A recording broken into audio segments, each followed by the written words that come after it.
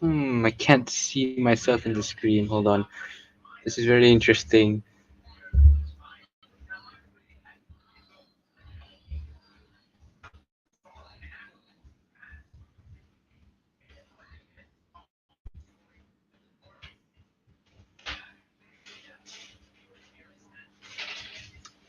All right. Hello and welcome to another episode of What Now, Jom Ah Lepak, with me, Haikal. So apparently this is a very interesting introduction. Usually we don't show the guest until we tell the name of the guest, but apparently due to technical problems, we kind of have to show the guest in order to show my face. Right? So without further ado, thank you.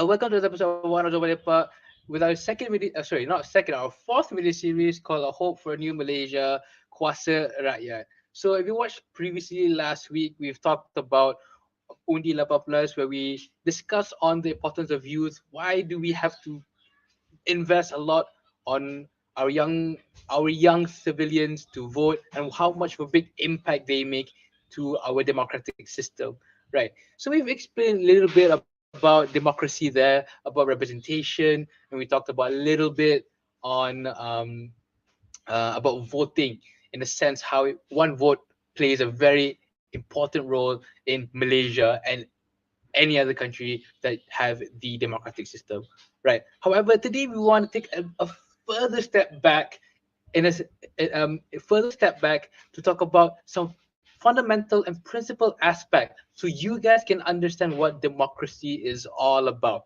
right? So without further ado, we have two lovely guests today. One is Daniel, and the other one is Adam, right? And one is a former he works in the former ministry, right? If I'm not mistaken, right? Uh, oh wait, hold on. Where do you work again? Okay, so currently I work for the World Bank, but I used to be a special officer at the Ministry of Energy, Science, Technology, Environment, and Climate Change. So if you don't remember that That's a mouthful, very in nice case word. it Mostek, was one of the Mostek. new ministries, MESTEC, new ministries kind of put together after Pakatan Harapan formed government. So I used to work for YBUB as a special officer in that ministry. That is definitely good. I think we should dive a little insight on how does the ministry work in the ministry. But and then we also have Adam and also an activist, right? He's from PKR, and it's lovely to have you here, Adam. Hi, thank you for having me as well, Haikal and Daniel. Yeah, never worked with the government before. Sorry. I mean, you've been in a party, so at least that's that, right? Yeah. Yeah. So it's really interesting fact how I've met both of these two incredible individuals. Daniel, because my cousin suggested me for him to be on this podcast. So thanks, shout out to Umar Baiti. And Adam, I didn't personally meet you. I just saw you at a forum physically with the Undi 18 gang. So that was really Mhm. interesting to now come on the podcast to share your thoughts and experience face to face. Well, Cool. literally face to face, but virtually, lah, of course, right? So before we start, um, before we start this podcast, we usually would say all the questions first, and then we will dive deep into uh, one by one, right? So the first question that I'll be asking later in the podcast is, what are the fundamental concepts of democracy? I think that's a very important question before we move on to other deeper or related questions toward democracy. That's the first question. Second question is, do you think politicians should be given a test before entering into politics to ensure more accountability?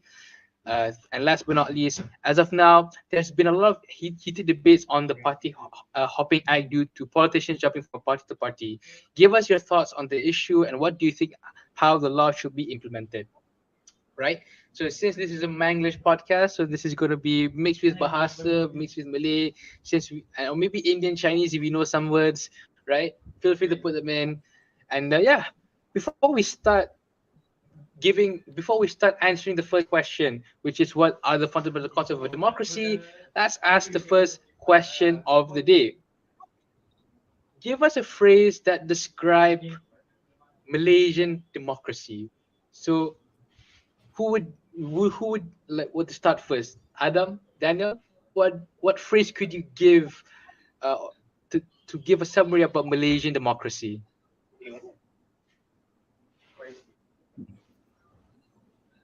Well, it's a very hard one to think, is Very it? Malaysian. Can't think of Very Malaysian. Who wants to start first? very Malaysian. Siapa nak mula dulu?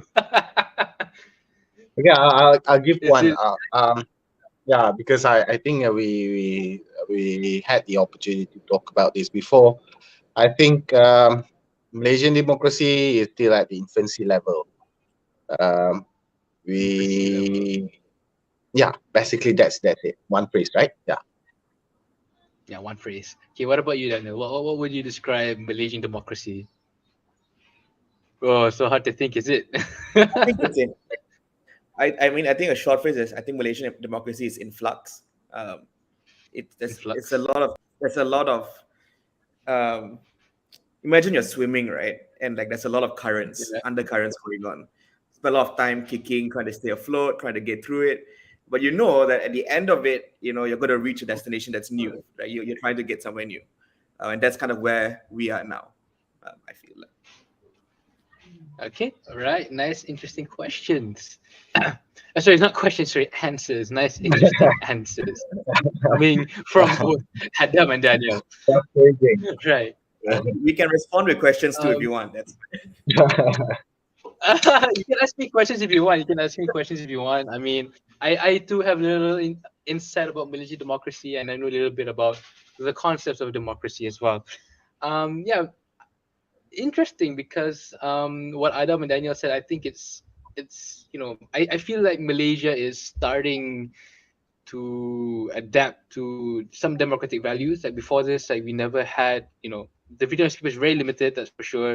And then the freedom of press, coming from, it was very biased, but now it's a bit more open. You can see from Astrawani, a bit less biased. There's, more. And then lately with the debate with Anwar and Najib, right? That was definitely interesting to see two major politicians in Malaysia to stand and debate on issues coming from the rakyat, right? Hmm. But I can agree that it is it's in an infant and or in flux state because lot of things have been happening lately in Malaysian democracy, and I think it's a very spicy time. Do you guys think? Yeah, I can say it's a spicy time, right? Yeah. So let's move on to the first question of the day, which is let's explain some fundamental concepts of democracy. And I think this is a very important question to answer before we answer other questions because I think a lot of Malaysians, especially young people, they don't have a grasp understanding of democracy. So the first question is dedicated to both you and Adam. Sorry, Daniel and Adam. So what do you think are some fundamental concepts that we need to understand about democracy? Do you want to start first, Daniel? sure. So the question is fundamental concepts we need to understand about democracy, right? Yes. Yeah. I think the first thing we need to realize is democracy is inherently messy. Mm-hmm. It works because everyone can have a say, right?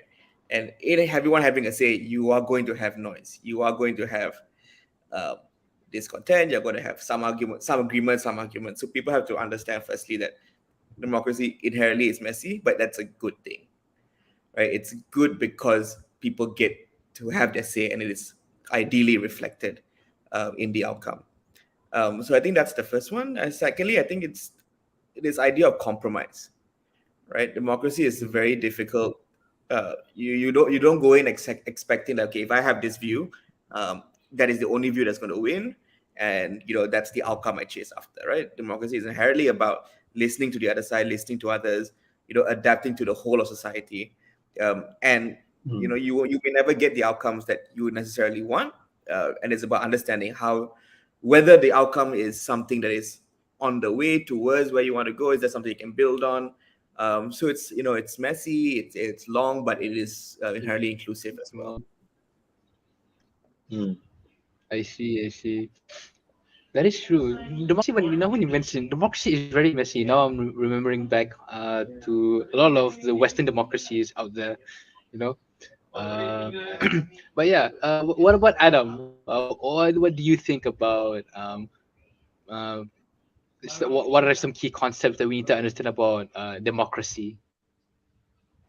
Um, I think uh, I, I'll agree with what Daniel had said, that one, democracy is very messy, and it's also very noisy. Um, and democracy shouldn't be seen as a system, as a governance system by itself.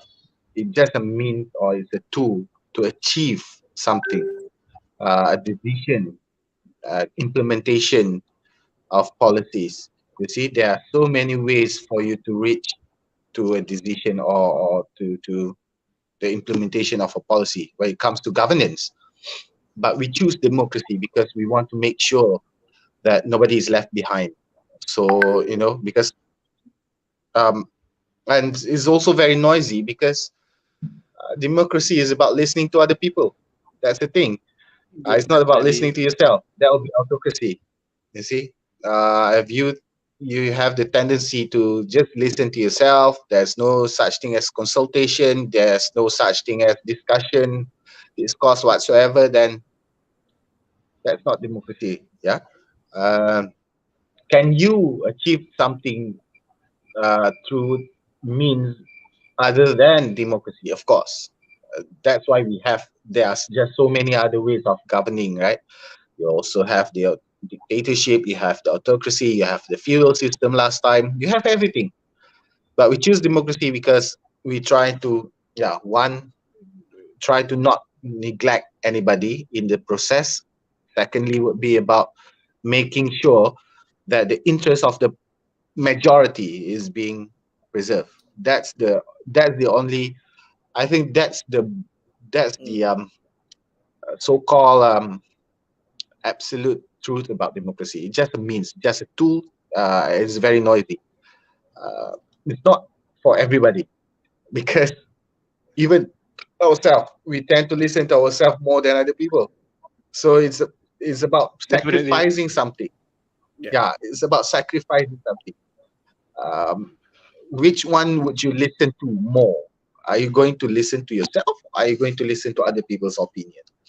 And the thing about democracy as well is that it's not self-defining. You cannot simply define democracy just by textbook definition. You actually have to explore the meaning by itself. There are different country, different culture, different nation, different language will have a different way to look at democracy, and you cannot actually say that there's only one way to look at democracy. Then that is not democracy anymore.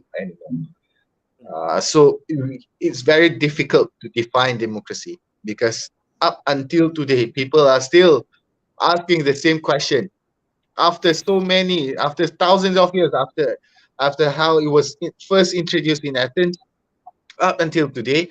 People are still discussing what is democracy. You have different way of practicing it. You have in you're not go- between UK and America. There's different way of looking at democracy. Between Malaysia and Indonesia, different way of implementing democracy. Between Singapore and Brunei, there's a different way of looking at democracy. Between Democracy. uh, between yeah, so it's it's not easy to define democracy, uh, but the fundamental definition would still be that it's about listening to other people. It's about listening to the majority. It's about deciding something together. I think that's the key point of democracy. And the process have to be noisy. If you are sitting in a meeting, you are sitting in a meeting and nobody talk, then it's not a meeting, just a briefing. Definitely. So democracy It's must and should be noisy. definitely. I have to agree on that. And also want to add on is that since when you say democracy is noisy and everything, democracy is also all about representation. right? We have to utilize as much resources as possible for government to, or at least, for the society to run. You can see it's very clear that it also runs a representation. If you look at America, like they try to represent as much things as possible, right? From Asians to Black Americans to LGBT, you know. And yeah, and honestly, I think Malaysian democracy is quite quiet for most part of it. Mm. I mean, there's not much protests. There's not much. Yeah. A lot of things come online. Yeah, definitely. But yeah, I think that's a very interesting input from both Daniel and Adam, saying that democracy it's. I never thought about it like it's universal, and everybody has their own definition about democracy, right? Yeah. So um, and yeah, and one thing for sure that also want to lay out there, that anyone from any background can enter or run for office. That's one thing that we also have to keep in mind as well. Yeah, because that will be Mm. later used in the second question, right? So the second question that I like to ask both of you, and I think I've debated this before. I think I debated this. I think around last month. Yes, last month during Ramadan. I debated about a motion where should politicians take an exam before entering into politics, right? Because we can see that politics is a very messy place, as you guys can tell. Like scandals here, scandals there, and then like some may not know what they're saying, all that stuff, and then accountability problems. These things arise lah during in the political arena, right? So do you think that that that politicians should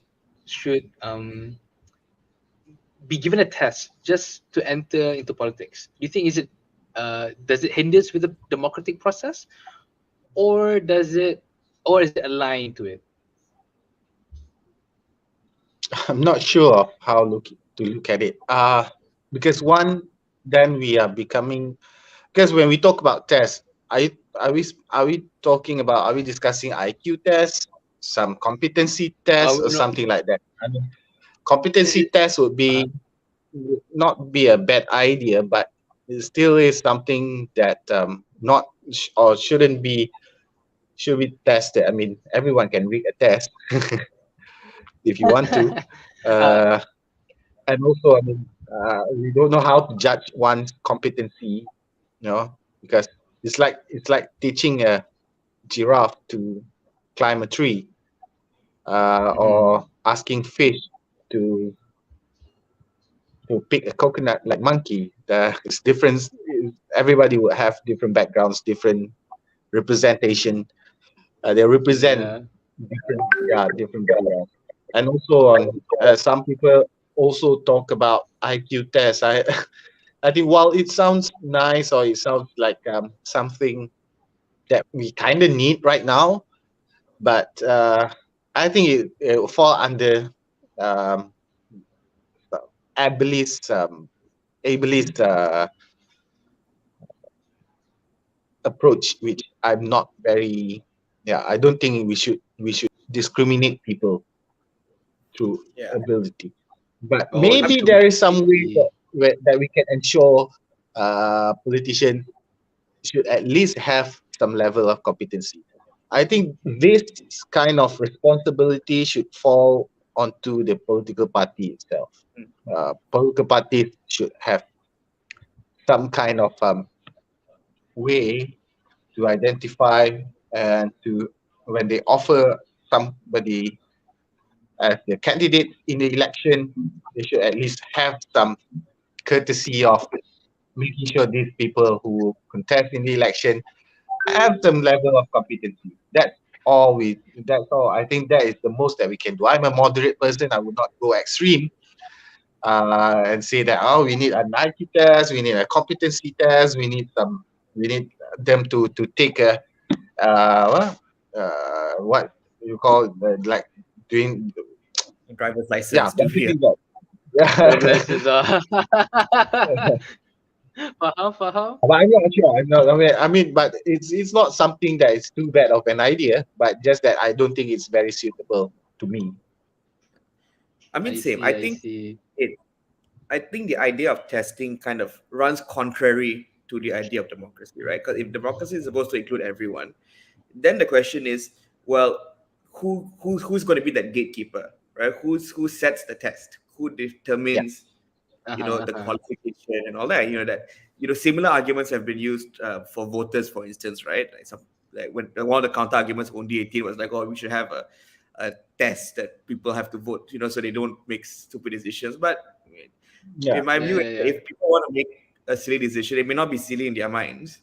Everyone has their valid reasons for making whatever decision they choose, and democracy gives you that space to have it represented.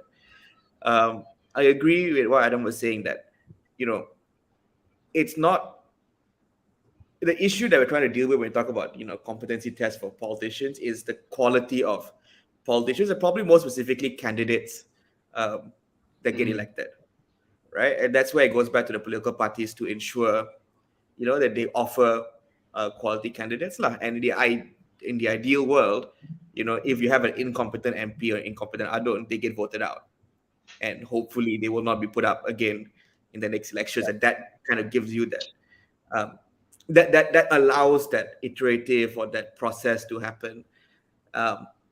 Whether it necessarily works is a different matter lah, because Yep, there is true. kind of the theory of it, but in practice, um, and I think this is for me personally, I think this is where some of the arguments for like local council elections come in as well.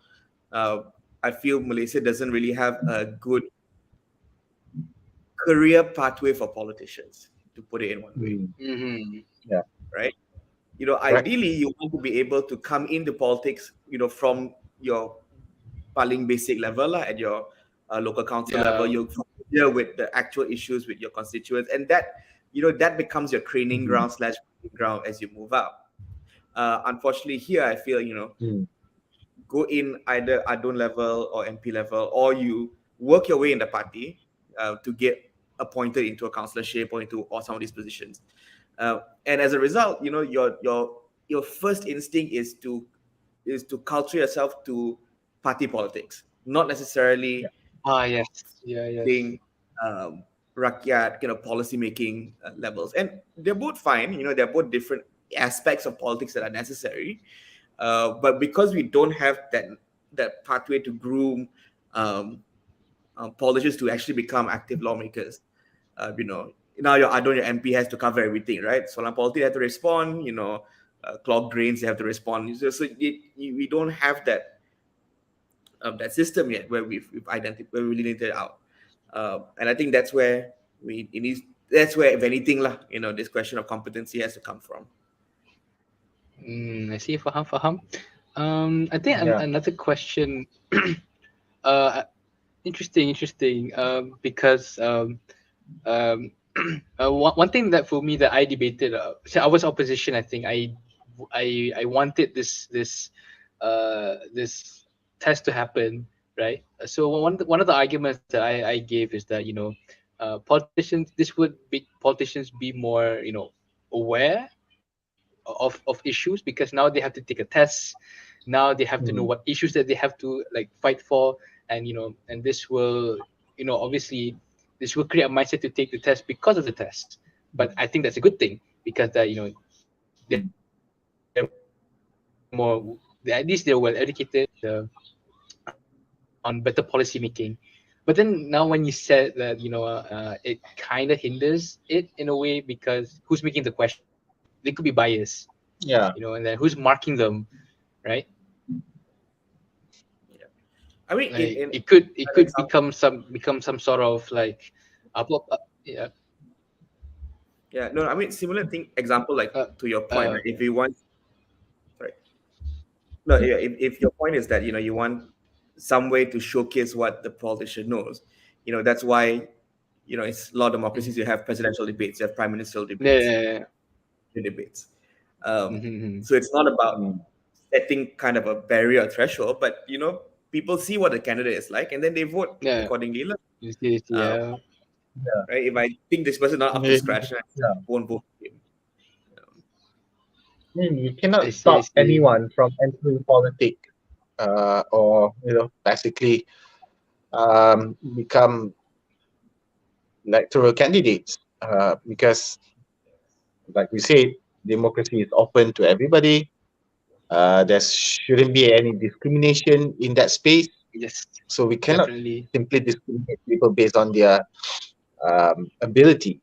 But at least, like I said earlier, there should be at least some kind of there should be at least some kind of mechanism by the responsible political party to ensure that whoever is contesting in the election, whoever you are offering to lead the people, to manage, to govern, should at least have some quality that can be that we can look up to lah. Like example, I agree with how Daniel put it. Very very good point raised up by Daniel, saying that we don't have local council election, for example, which would normally be uh, the testing ground. Not necessarily that we need to have so-called test, competency test, but at least we can evaluate the quality, the competency of one candidate based on what they've based on their own performances or based on their own experiences. That's where, example, in Malaysia, we do not have a local council election for so many years already now. Used to be justified with racial lines last time, related to 13th of May and so on, uh, to ensure that Malay parties would still be in power, so that Malays are being represented equally or something like that. All those kind of justification, those are history. We can now at least have we can at least now try to go back to the ideal situation where we can have a local council election, so that we can groom new leaders, where they can have some kind of experiences, and they can at least show that they have the competency needed to be lawmakers at the different level. But right now, problem is that local councillors are being appointed, not being elected. Mayors are being appointed, not elected, and appointed by whom? Just appointed by politicians, and parties, and government, be it the state or the federal government. And what are the minimum requirement to become the councillor? Sorry to say, you have to pandai bodek lah. Mm. You know how to bodek, you know how to climb your way up in the party, you know how to Mhm. present yourself as someone who knows what to do. Um, then that's it.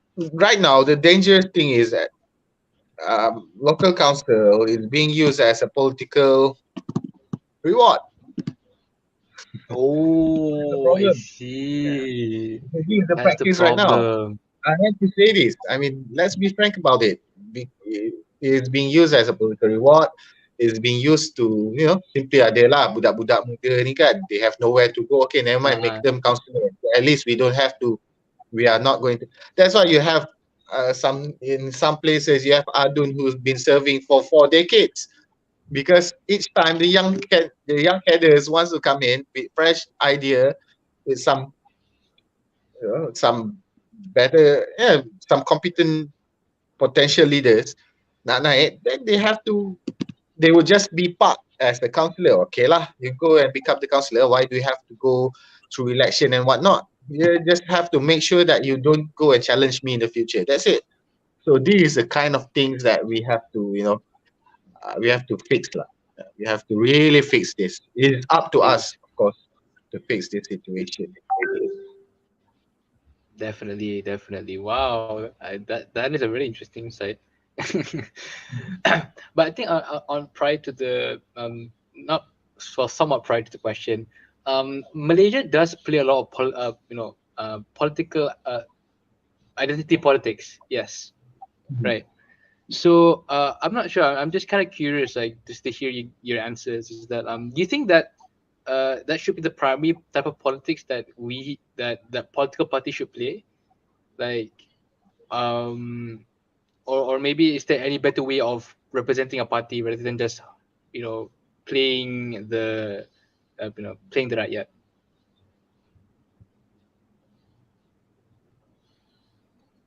I mean, I Hmm. guess in our kind of early independence, post-colonial era, these racial lines are useful in that sense, right? It is the most um, straightforward kind of Correct. community level representation that you have. So it makes sense why we have these parties. Now, whether it needs to continue today, it's I think probably not. But at the same time, it's also reflective, lah, right? If society doesn't move away from racial identifications or whatever kind of identifies you have, right? It could be urban, rural, educated, non-educated. Can be different groupings. You're always going to have parties that will respond to tapping on those needs. Um, and yeah, I struggle to answer sometimes like whether it is the duty of the parties to move ahead, because on the one hand you can also say okay lah, you know we should move away from racial politics, so you set up a multiracial party, Hmm. but then maybe you lose the elections, and then well, that's game over lah, right? So Yeah, yeah. it's that back and forth, right? um I do however think that we've over relied on racial identifiers because it's been very easy to analyze things through that lens, and maybe to an extent that's also caused it to linger on longer than it has. um, so for instance, I used to think, I used to argue that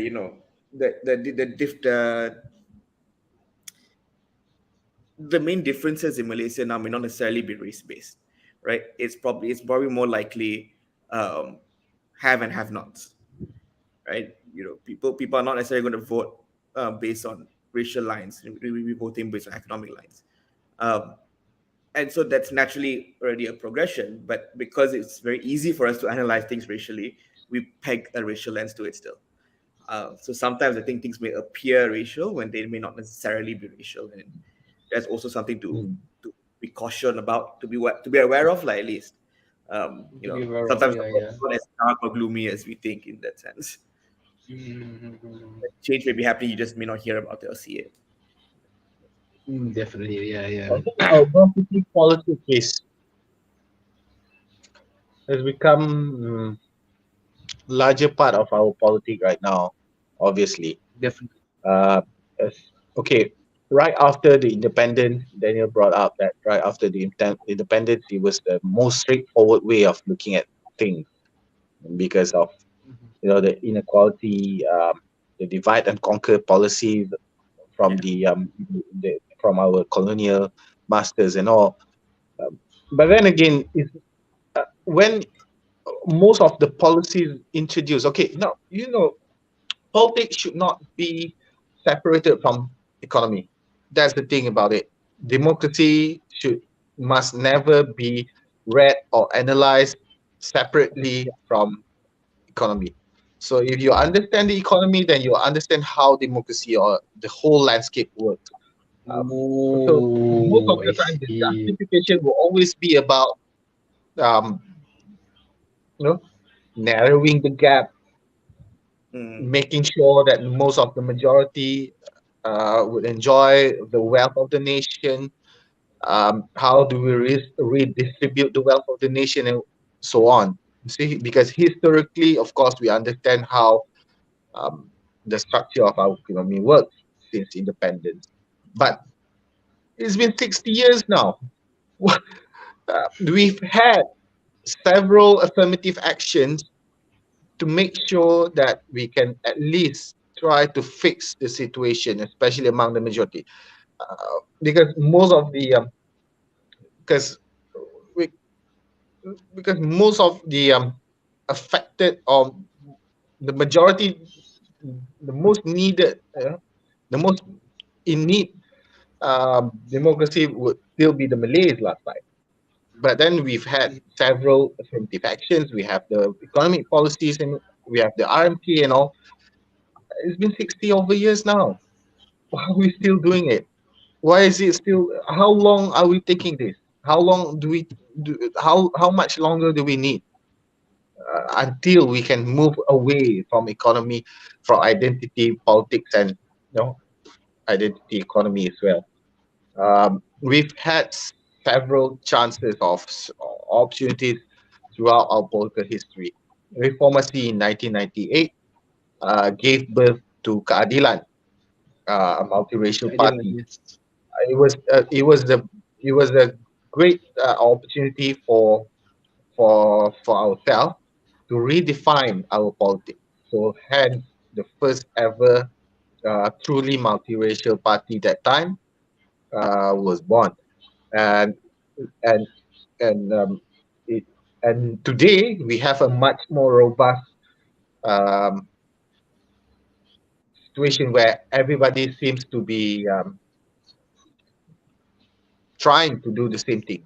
We now have whatever it is lah, Parti Kuasa Rakyat, Parti Bangsa, even DAP is taking a much more progressive lines in terms of identity politics, and then we have party like Muda and Muda, and yes. such. So it's there. The framework is there. Just a matter of how The framework much is there. can we, yeah, just how strong can we try to Mm. defend this very value in our democracy. It takes a lot. Mm. It takes a lot. I'm pretty sure that not only that Keadilan or PKR is facing a lot of challenge in terms of trying to break the wall. I'm pretty sure DAP is having the same problem. Amanah is having the same problem. Muda is having the same problem. Because the reality is that we are still being divided, not just Yeah. in terms of value or in terms of culture, but physically we are being divided in terms of electoral borders.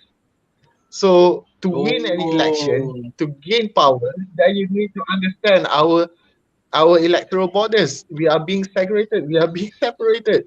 The redelineation process will always take into account identity politics. They never care about whether the size of the population. They never care about what they call it, the local council boundaries. They never care about that. One thing they care about is how many Malays are in this area. Do we need to break them apart to make sure that the neighboring parliament or the neighboring dun would have additional Malay votes, something like that. Look at Palo, won by DAP in 2018.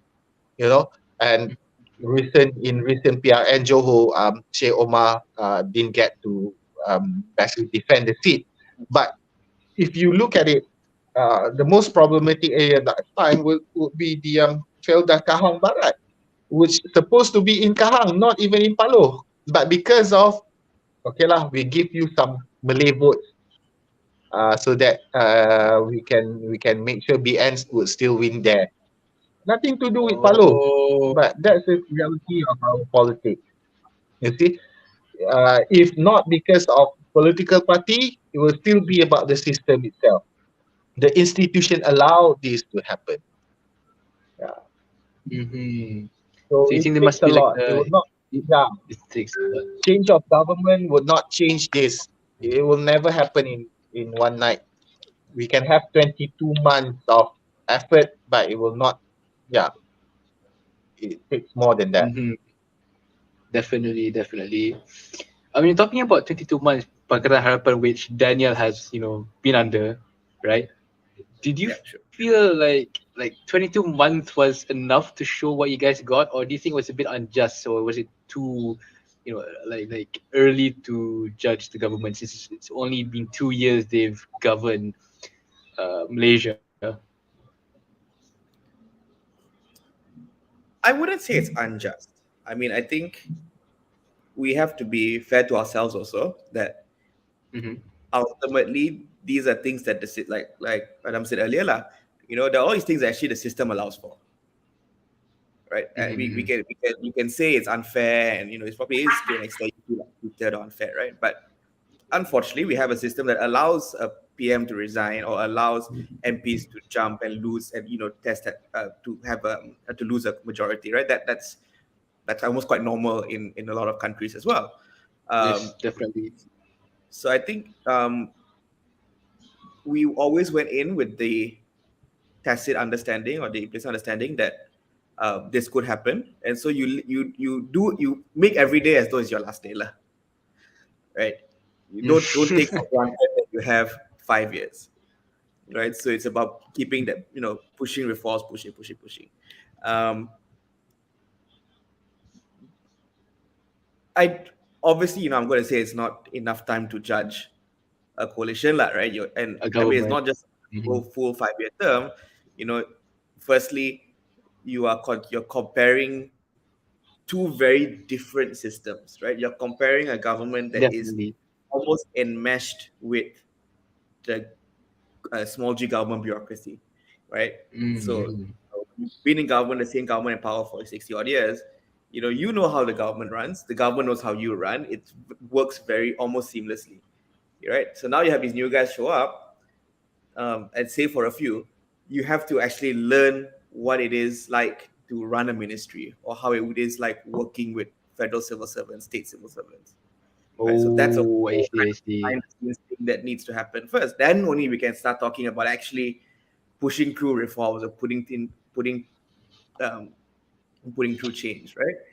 Mm. So there's a lot of that I think goes unseen. So I wouldn't necessarily say, well, and again, I mean, I think to be fair to any government, right, you should be judged on what you've done, right?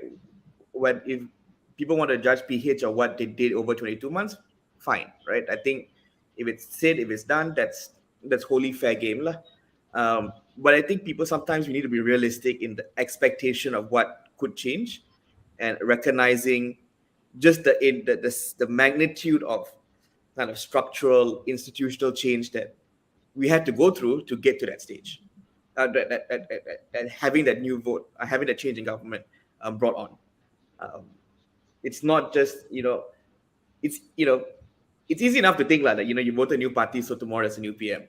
Yeah, yeah, yeah, new Unfortunately, thing. Yeah, yeah, that is not common in Malaysia, lah. So you know, yeah. because I remember like our first days in the ministry, we literally had to spend time talking to civil servants and say like, don't be afraid, right? DAP is we not were here just, to we're just, you, like yeah. fire you or like sack your job. Like, so there's a lot of just getting into the structure of working. Right, just that Mm. itself is a whole challenge. Like, you could also have go the other way, show up and like start demanding and ordering things. May work for some, most likely will not work, lah. Um, Yep, yep, yep. I think it's going to be very difficult. I mean, take a look at few analogies that we use. Take, for example, I quit smoking for about a year plus now, but I still depends on e-cigarette at the end of the day. So that's how we should look at it. We yeah. changed the government in one night. We changed the government. Uh, Remember, it took about a week before we can finally form a government, before the prime minister from Pakatan Harapan can swear Mhm. in, Mm, get sworn in, and then it takes us about few more weeks before we can have a full cabinet. So a transition is always difficult. So if it's difficult enough for government in Putrajaya, the To have, imagine how difficult it is for the people to accept change mm, happening in our country. yes, definitely, Um, definitely. Yesterday I read an article by, may not be that related contextually, but you see, yesterday I read an article by Tajuddin Rasdi, um, in reply to Dennis Ignatius. Yeah, I mean, they were talking about the transition from old politicians to younger politicians. But Tajuddin made a very clear point that we need some kind of buffer before we can achieve something that we truly want. So that's where senior politician, because Dennis was talking about how old politicians like Anwar Ibrahim, for example, are irrelevant, should be immediately replaced with younger politicians. Okay, but Tajuddin, to my surprise, argued that we kind of still need some of these old politicians because they would be they would be the familiar face for the people to Mm-hmm. be Yes, assured yeah. that change is not that bad, because this is not some radical, explosive, sudden change that might change your life and you are not ready for it. You see, there's some buffer zone where people are. So that's where I look at the 22 months to be a transition period. We try to get the people to be familiar with the idea of change in democracy. Okay, now we've Mm-hmm. done it once. We can always do it again. You've experienced it once. You've seen how we work. We can still have some room for improvement. So you see, now the people are being given some enough time for the transition. It's very difficult. Myanmar, for example, in one Mm-hmm. night we changed the government. I was there. I was observing the election from junta to Democratic Party, from military rule to civilian government. It was very difficult for them. Look what happened to them, because everything happened suddenly. And if we are Mm-hmm. not careful, people would not trust us again. That's what happened in Japan. They changed the government once. They were so surprised by it, and they kind of, we are not used to this. Oh, no, no, no, no, we cannot do this. Eh? Belum lagi cakap pasal the politicians themselves, those in the Betul. government, they also need to Uh-huh. readjust themselves. We used to be so loud and so vocal in the parliament last time as a pembangkang, but suddenly now we are the government. We used to be so excited about change. Now we understand change is not easy. Yeah, it takes a lot of effort. It takes a lot of time for us to implement the change. And what happened? They get swayed by uh, because kena kepung kan, they are being Betul betul. surrounded by the institution, they are being surrounded by the system. The system say no, this is not how we do it, you do it this way. So they end up becoming just like the previous government. That's what happened to some of them. Yeah, that's why you see Oh. it's not easy. And if the people are not happy with the change, they might not go back and vote for you again in the future, like what happened in Japan. They don't care about changing into Democratic Party anymore, because for them, one, they're almost just the same, because they were trying to adopt the old systems. And then Mm-hmm. secondly, they thought that maybe change is not what we need.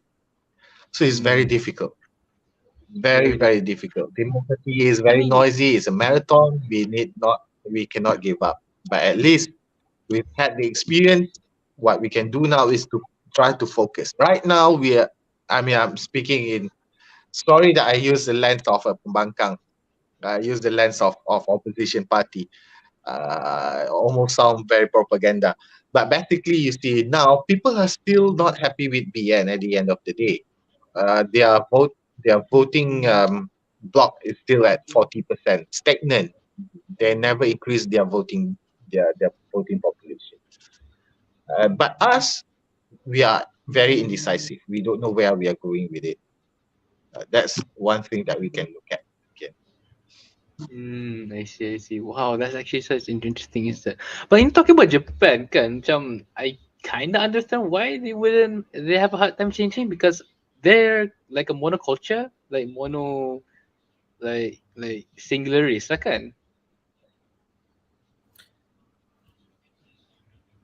I'm not sure Yeah, lah. I but mean, maybe, I mean, yeah. so my boss is Japanese, and he's also actually he's a trained political scientist. So when he first Oh, landed in really? Malaysia, I was explaining the whole situation, Sheraton and Yeah, yeah, everything. yeah. He was like, "Oh yeah, okay." Japan. Yeah, I'm familiar with it. Right, right. But it's interesting because you see, he gave me a very good perspective, which is, my day to day is going through the news, giving them updates on what's happening politically and all that.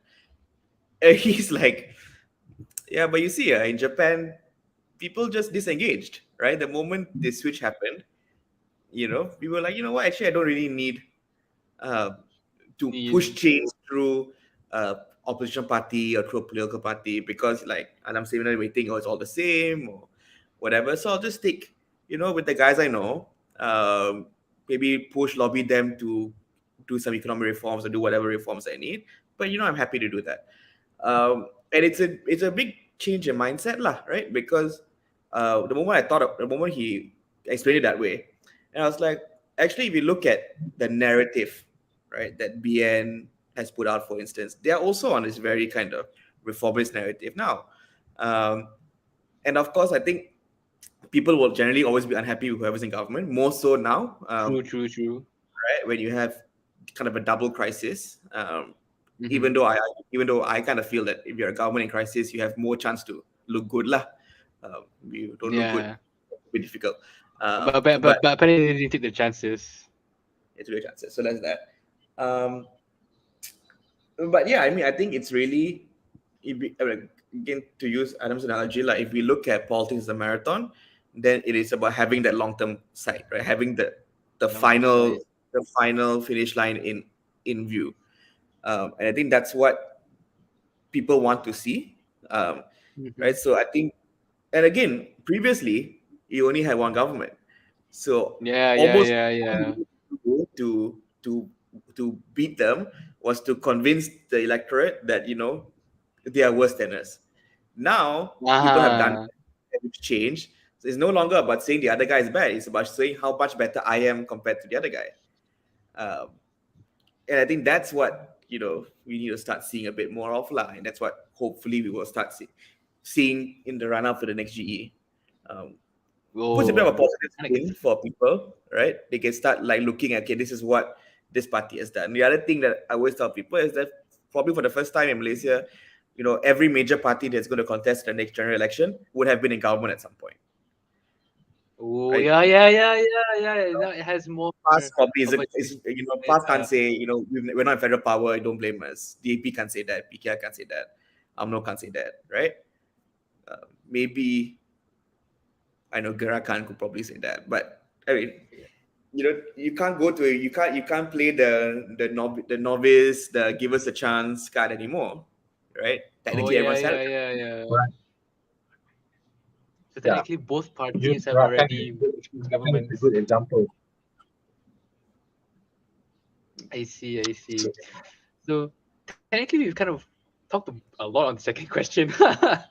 um, Apparently, it was a really interesting discussion that you guys put out. But let's move on to the last question, and then I think let's try to let's see how this conversation goes, because I'm really interested how we navigate through this one, which is the party hopping act, right? Okay, so of course there's been a lot of discussions in Parliament and on the news, right? Saying that we need a party hopping act so we can have more accountability to the rakyat, all that stuff, the basic stuff, right? Um, I guess the main issue for party hopping is technically not apa ni? I think I remember Adam's point when he gave during Undi 18 punya forum. He said to, if I'm not mistaken, I'm just remembering what I said, what you said during that time, that Malaysia has, I mean, dari dulu lagi macam kita dah ada party hopping, macam tengok Anwar kepada apa ni, ke PKR, tu memang dah berlaku dah. Lepas tu Mahathir ke apa ni, ke apa ni, Pakatan, semua orang bangga kan, macam dia dah tukar parti. Tapi sekarang ni ini jadi satu masalah yang di mana rakyat tak boleh terima party hopping. So like it's a very very messy thing, like macam tiba-tiba isu ni berlaku kan. But so uh so and yeah, so like what do you guys think on like the issue of party hopping, and do you think that the party hopping issue should be solely on the virtue of changing parties, or I don't know, maybe there's any better mechanism that could happen? I don't know. What do you think, Daniel? I mean, I like the recall election approach, lah. I Yeah, think correct. the the challenge that this party hopping law is trying to solve is the feeling. I think there are two, lah, right? One is that governments keep changing because MPs jump parties. That Yeah. one, if you ask me, shouldn't be a problem actually, right? If you're in a mature democracy, that's not an issue, right?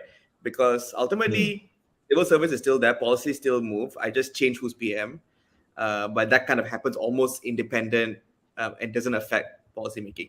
Unfortunately, Malaysia probably being a quote unquote nascent democracy, also there is a lot that needs the minister to sign off on, lah, right? As much as the civil service is probably equipped to draft bills, but sikit-sikit kena ada assignment 3, right? So you don't know these things are not going to move, right? So I think that's a fair argument for Malaysia. But the biggest one, I think, is this idea of a betrayal of trust, and it comes down, I think, to how we view our vote. You think about it, right? We actually only vote for MP. We don't vote for, but in theory, right? We don't vote for the party. We don't vote for the coalition. We vote for the MP, and we're actually saying that I trust this person to represent my best interest. So technically, the argument could be made that if the person feels that he needs to leave their party on principle grounds, that is actually representing the interests of his constituency. So shouldn't be a wrong in itself. And I think that's where because when we watch, the reason this becomes an issue tends to be when it's moved away, quote unquote, from the voters' mandate, right? So like I voted this person thinking they're going to be part of this party and this coalition. Tiba-tiba they leave, and allows the other side to become the guy didn't want to become government to form government, right? And I think that's really the wrong that people see when they talk about party hopping, right? If which is why people don't complain like when Sadiq jumps to, right? Then because for them it's like, what, I still with the same quote unquote side that but his party has changed, so he's moved out, right? So that's why I think the recall election method works, because it still gives the option back to the constituent. Right? Ultimately, whether if the constituency is happy with the MP and they're happy that he or she has jumped, then okay lah, right? We don't have to go through this exercise, right? But it's only when you're dissatisfied with a certain MP that you want to go through it. So that's kind of where I look at the issue. I think this kind of automatic vacating of the seat probably brings more problems than it seeks to solve. Right? There's already this places too much power within political parties, as it is. The other thing, like some of my colleagues have said, is like, well, in this case, everyone just become independent, lah. Yeah. Right? Like, independent, then you're not party hopping. Party hopping. Kind of like what's the word? What direct democracy? Yeah. But you could be independent in name, right? So every political party could say, here, these are the 40 independent candidates that I am going to support during this election. They're not my members. I'm just going to support them, and all of them have the different logos or whatever. That could be a loophole around it. But this kind of recall election approach, where people can either petition, file papers, and if you get a certain threshold, you trigger an election. I think that's a nice way of looking at it, lah. Because again, if the guy wins or the person wins again, then okay lah, right? You've tested it. Right now, the problem is we don't test. We don't go back to people enough, right? So, and this is a general kind of issue, like I feel, with our democracy and our politics, right? Almost, it's almost a case of once you're in, you're in. But still, I'm not going to really, right? Like how often do MPs come and ask constituents like, hey, how do I feel? How do you feel about this bill? How do you feel about this? I will agree with Daniel. Recall election is a better option. because yeah, I mean, some Daniel sums up a lot of good points when it comes to rethinking about um, anti-hopping law. Also, a problem is that it was never. I think Haikal had the chance to Mhm. hear my argument in the last a few Yeah. months back regarding this question. I still maintain the same. I will still maintain the same position on this topic. First, today we are discussing anti-hopping law because there are so many kata. Why Yes, won't so we many kata. discuss about it so long time ago? We've never discussed about it. It was never a problem. We used to celebrate people who jump ship from here to there, and suddenly today nobody respect anyone who actually abandoned ship, something like that. Mhm. Because there's an exchange of money, there's an allegation of rasuah and all, and of course, whatever people see, you see, uh, it's easy for us to see politicians being basically being condemned uh, when they actually hop from opposition to government, because you most likely get more benefits by joining the government. Yes, But definitely. likewise, when some of these politicians from the government jump ship to opposition, they are also being condemned. So the situation is no longer the same like last time. So hence we are now discussing anti-hopping law because um, that's the current situation of our politics. We are not deciding the outcome of our politic through electoral process, but we are discussing it, uh, the outcome of when we are looking at the outcome of our political uh, through all this party hopping. Eh? The the only mean the chosen means it started by Sheraton lah, of course. Yeah, Oh, the Sheraton, yeah, means yeah. to actually suddenly we realize that it is that easy to topple a government. We just need to buy few politicians over. So that's a problem with our. It's very contextual lah. Whatever we are discussing when we are discussing about party hopping law today is very contextual. It's not something that we are doing it for the sake of respecting democracy or mandate of the people, but it's only about making sure nobody threaten to leave the government or to leave the opposition. That's the problem of it. We can always do this last time during the Perak crisis in 2008, but why are we discussing it today? Why only now that we are trying to do all this anti-hopping law? And it's Mhm. not something that is it is a normal practice in politics. Cross the floor is a normal practice in UK. But Definitely. there should be good enough reason to do that. Shouldn't be about money. Shouldn't be about toppling one's government or something like that. So let's go back to recall election. It's a better option. It's more democratic. It at least you are respecting the real mandate from the not basically not just from the political party sponsoring them during the election. So that's how I look at it lah. To put it into simpler way of looking at it. Because if we are to call kata politic, then like I said earlier lah, Winston Churchill should be called the biggest kata in the history of Yeah, politics. Jurgen kata. Yeah. Yes, jumped to a lot of parties from apa ni, Yeah, jump from from here and there, Republican to yeah, and what did you from guys think on the conservative to Sultan of liberal, Selangor? and then the conservative again and all. Yeah, Yep, yep. but Uh, okay, I think yeah, go for recall election would be a better option. recall. I yeah. What did you guys feel when the Sultan of Selangor bought the kata and semua tu monkeys and yang pas the painting of parliament? I mean, it's always nice when people support the arts. I'll put it that way. Yeah, true, true. I mean, it's nice to see that there's something representing of how the situation is, right? Yeah, I guess. Like, I do. But I guess we kind of reached the end of our session for today. Apparently, we've kind of extended a bit, but hopefully both you, Daniel, and Ella had a fun time on this podcast, sharing your insights on democracy and everything. And honestly, I think it's a very interesting, personally for me, like as a viewer and as a host, I feel very intrigued with what both of you guys said, and this was really helpful to, I think, navigate at least about how Mm. things are going in democracy, in Malaysian democracy. Thank you again for coming. And any last words you want to say, Adam and Daniel?